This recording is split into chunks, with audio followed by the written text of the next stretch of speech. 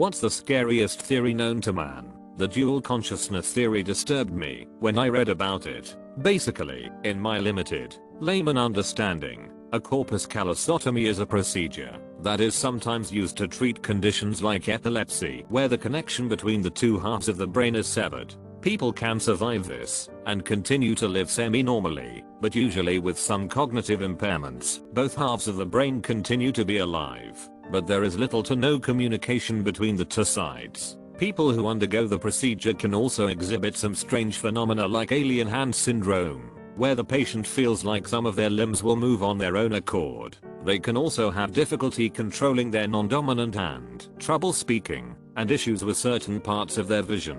The dual consciousness theory posits that both halves of the brain retain a consciousness after this procedure. Essentially, you become two people sharing the same body, completely unaware of each other. One variation of the theory is that one half of the brain is dominant, controlling most bodily functions, while the other half is basically cut off from most external stimuli, unable to communicate with the outside world for the rest of their life. The dark forest theory, that there are lots of other advanced civilizations out there in space, but they are concealing their presence because they know how suicidally dangerous it is to be broadcasting your planet's location out to the universe.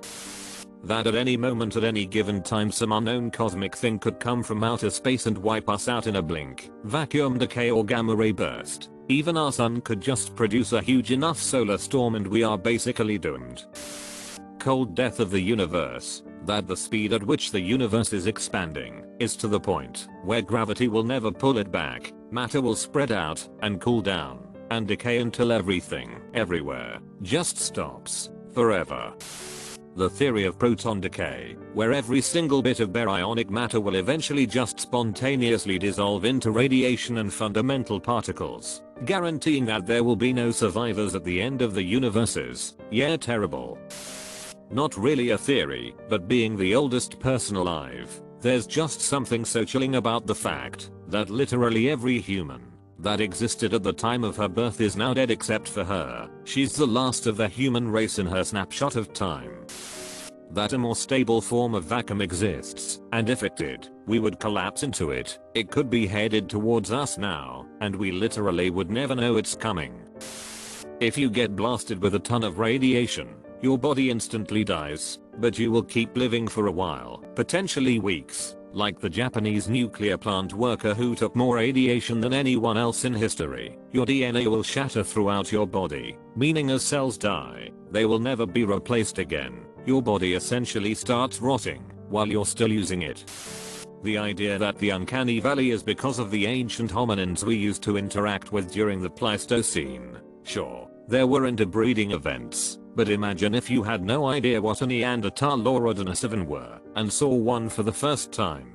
You and your family have been traveling far from home and seek refuge in a cave for the night. You get a fire going. Everyone starts to relax. Then out of nowhere, this almost human looking being walks up. You all panic and run. Reacting with fear was probably the easiest way to make it out of an encounter like that alive. What if our understandings of physics and science, what we base our whole lives around, is just wrong? A man born without eyes cannot see. What if we are missing a huge chunk of reality, simply due to an inability to detect it? That we may live the same life over and over without knowing. Just the concept of infinity and eternity, regardless of who's correct about what happens when you die, it's terrifying. Either the lights go out for good and your consciousness is lost forever, or the afterlife is a never-ending Groundhog's Day scenario. Gives me anxiety sometimes if I think too deep about it. I had a breakdown in Sunday school some 20 odd years ago about it, and the deacon told me that heaven was so amazing and perfect that eternity was a blessing. I didn't buy it. Having it all end is immensely frightening. Having it never end seems worse. Aliens theory by Neil deGrasse Tyson. Let's say intelligence is your ability to compose poetry, symphonies, do art, math and science. Chimps can't do any of that, yet we share 99% DNA. Everything that we are, that distinguishes us from chimps, emerges from that 1% difference. Imagine a life form whose brain power is to ours as ours is to a chimpanzee's. To such a species, our highest mental achievements would be trivial. Their toddlers, instead of learning their ABCs on Sesame Street, would learn multivariable calculus on Boolean Boulevard. Our most complex theorems, our deepest philosophies, the cherished works of our most creative artists, would be projects their school kids bring home for mom and dad to display on the refrigerator door. Scary. To me, nothing is scarier than death. The notion that I won't exist, and that everyone that is alive around me will be gone. I sometimes wake up in the middle of the night to this thought, and it is suffocating. I would rather return to a nightmare than awaken to the contemplation of death. Not a theory in the common usage of the term, just a scary fact. The rest of the universe is expanding at such a rate that I'm guessing the timescale can't actually recall the real number. A few billions of years all the galaxies we can see now will be so far away that their light would never again reach Earth. So if you look out through a telescope after that time, there would be no indication of a universe larger than a handful of galaxies in what is known as the local group. It would be impossible to ever know there was more beyond those. And just to add caution, sure, it will be asked, the universe is expanding faster than the speed of light, hence the light ceases to be able to reach us. Yes, space can expand faster than light. It's not limited by the speed of light, because it's space itself that's expanding, not something that's traveling through space, which would be limited to the speed of light. Once we develop virtual reality that is indistinguishable from our own, which it seems we are on way to achieving, the question becomes, how do we know that it didn't happen already? The single electron theory. A positron is identical to an electron moving backwards through time, and since all electrons and all positrons have identical, to the best of our current knowledge, properties, it's possible that all the electrons and all the positrons in the universe is just one particle moving forwards and backwards through time. This means that the future is already decided, and there is no free will. Pascal's wager for the whole God thing is pretty interesting. He argued that people can choose to believe in God, or can choose to not believe in God, and that God either exists, or he does not. Under these conditions, if a person believes in the Christian God and this God actually exists, they gain infinite happiness. If a person does not believe in the Christian God and God exists, they receive infinite suffering. On the other hand, if a person believes in the Christian God and God does not exist, then they receive some finite disadvantages from a life of Christian living. And if a person does not believe in this God and God does not exist, then they receive some finite pleasure from a life lived unhindered by Christian morality. As Pascal states, let us weigh the gain and the loss in wagering that God is. Let us estimate these two chances. If you gain all. If you lose nothing. Wager. Then, without hesitation, that is, I'm rolling the dice myself, but I can see someone not wanting to risk it. That I'd still be awake after death, but with everything, well, shut down. Imagine not being able to see, hear, speak, feel, and remembering and thinking normally, screaming into the darkness for all eternity, with no one listening.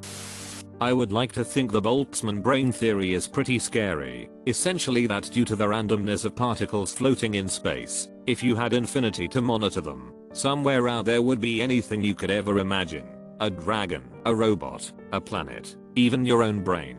Statistically, you're more likely to be a brain floating somewhere out in space due to the random flow of particles, and that brain has created everything you know as life. That is more likely than the fact our planet has gone through so much, and led our evolution, to produce Homo sapiens over millions of years. It's been refuted, but I love to think about things like that. It's been refuted by several people and other theories have been crafted off of it. It's interesting to think about.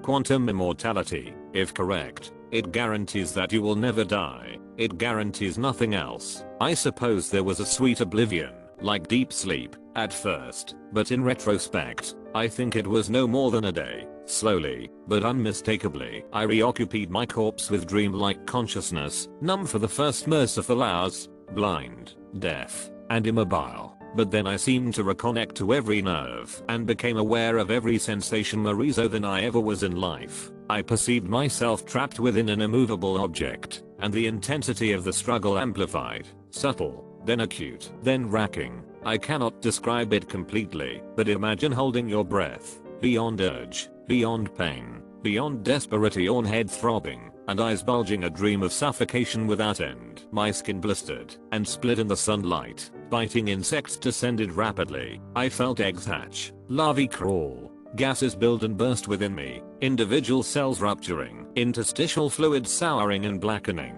Somehow my capacity to experience and store these sensations grew even as I was keenly aware of my cerebrum being scattered and devoured. My perception expanded into the gizzards of birds and the depths of fire ant dens. I was aware of every fingernail and strand of hair that pulled away in the wind, and my sensation clung to them as they settled in the ocean and dissolved in the maws of a trillion diatoms. I don't understand it. The more bits of me there were, the larger my capacity for the perception of pain. As I decayed into pieces smaller than living nerves could possibly distinguish, the character of the discomfort changed from burning and aching and breaking I might relate to you in human terms to something worse that I cannot fully articulate. A terrible, maddening stretching of every part of myself from every other part. Humans often numb to chronic pains in life, do they not? Yet every year, every month, every second that passed, I swear it only intensified over time. In my previous life, I ruminated on heaven and hell, and the likelihood of my experiencing one, the other, or something in between. As terrible as I imagined the torpor of heaven or the torments of hell to be, this was entirely different from either. In hell, at least, there would surely be a tormentor, some memory of my deeds, some sense of justice. Even if my soul rejected its logic, I can imagine some comfort in hell. For a mind such as mine, I do not think this is a punishment. I do not think it is caused. I deeply suspect it is simply our condition, our nature to go on this way. Do you see? In all that time, I was certainly, absolutely, totally alone. And before long all memory of life had shriveled to a cinder, lost beneath my interminable anguish. Alive again. I suspect I cannot quite recall the worst of it, as if my living brain is too small for the experience.